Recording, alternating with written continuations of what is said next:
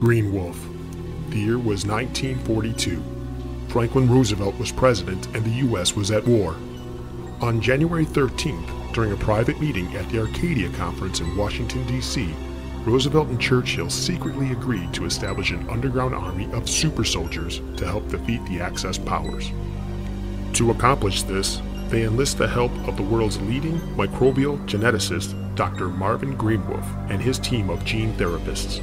Our undercover operations obtained information that he had developed a chemical compound designed to turn ordinary German soldiers into werewolves, 10 times stronger than the average man. Roosevelt coined the new effort Project Greenwolf, and the only enforced stipulation was that the Allied soldiers can have no animal morphing side effects. He gave Dr. Greenwolf and his team unlimited resources in the form of prisoners at a secret underground laboratory miles beneath a maximum security prison just outside of Brunswick, Ohio. After months of trial and error, Greenwolf and his team emerged with their new formula, RJ618.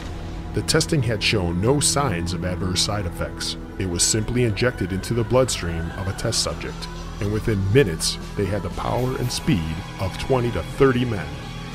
The world's first ever super soldier had been created. The president himself arrived in Brunswick to witness Dr. Greenwolf's creations and congratulate him. Unfortunately, that's where all of the official documentation stops.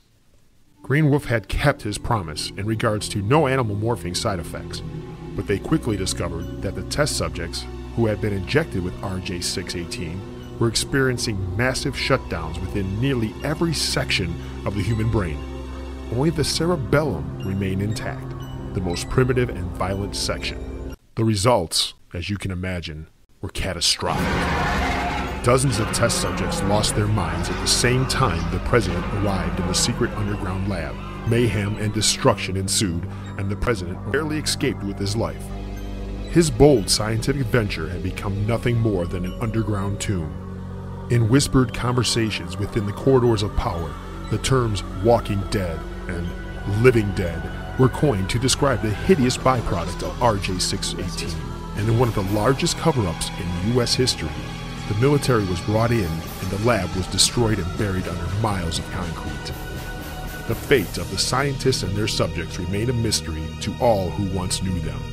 Some believe that Dr. Greenwolf's relationship with the Axis powers had never ended, that he had perhaps even escaped and returned to Germany a hero. Others think that the doctor was so distraught by the miserable failure of his greatest experiment, he voluntarily injected himself and perished with his test subjects. We'll never be certain. Or will we? After 70 years of suppression, these zombie-like creatures have clawed their way out and up and are trying to establish a military-like fortress at the highest ground in the area, a place they call Mapleside Farms.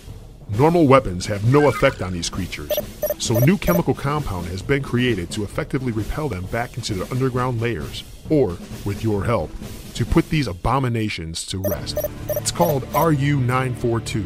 On the field, we call it zombie repellent. It needs to be absorbed through the body and preferably the brain of the walking dead to work effectively. Because of their superhuman strength, these zombies need to be shot dozens of times in order to be stopped. In response to this outbreak, the government has developed a new division of Special Armed Forces known as the United States Zombie Resistance Force.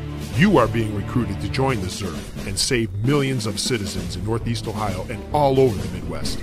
If zombies establish a stronghold here, we fear the disease would quickly spread through our United States and ultimately all over the world. The people of America are counting on you.